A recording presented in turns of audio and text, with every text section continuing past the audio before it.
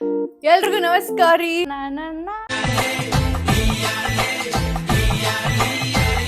ಮೇಲ್ಗಡೆ ಸ್ವಲ್ಪ ಮೇಕಪ್ ಮಾಡ್ಕೊಂಡಿನಿ, ನೀವ್ ನೋಡ್ತಿರ್ಬೋದು. ಅಷ್ಟೊಂದೇನ್ ಮೇಕಪ್ ಮಾಡ್ಕೊಂಡ, ಬೇಸಿಕ್ ಅಪ್ಲೈ ಮಾಡೇನಿ. ಸಿದ್ದಾರೂಢ ಮಠ ಎಷ್ಟ್ರಿ? ಏನ್ರಿ 100 ರೂಪಾಯಿ ರೀ? 100 ರೂಪಾಯಿ ರೀ?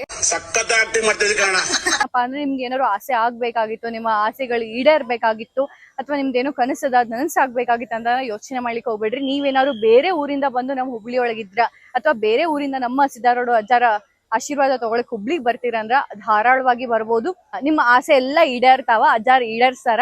ಆ ಇರುವಂತಹ ಏನ್ ಹೇಳ್ತಾರ, ವಾಸ್ತವದ ಜನಗಳಿಗೆ ನೀವ್ ಯಾರಿಗ ಕೇಳ್ರಿ ಒಂದ್ ಮಾತು ಹೇಳ್ತಾರೆ. ಏನಪ್ಪಾ ಅಂತಂದ್ರ, ನಮ್ಮ ಸಿದ್ದಾರೂಢ ಅಜ್ಜಾರ ನಮಗ ಒಳ್ಳೇದ್ ಮಾಡೋದಕ್ಕಿಂತ ಹೆಚ್ಚಾಗಿ, ಈ ಊರ ಒಳಗಿರೋರ್ಗಿಂತ ಹೆಚ್ಚಾಗಿ ಬೇರೆ ಊರಿಂದ ಬಂದು ಯಾರು ಇಲ್ಲಿ ಭಾಳ ನಡ್ಕೋತಾರಲ್ಲ ಅವ್ರೀಗ ಭಾಳ ಒಳ್ಳೇದಾಗ್ಯದ, ಭಾಳ ಎತ್ತರಕ್ಕೆ ಅವ್ರ ಬೆಳ್ದಾರ.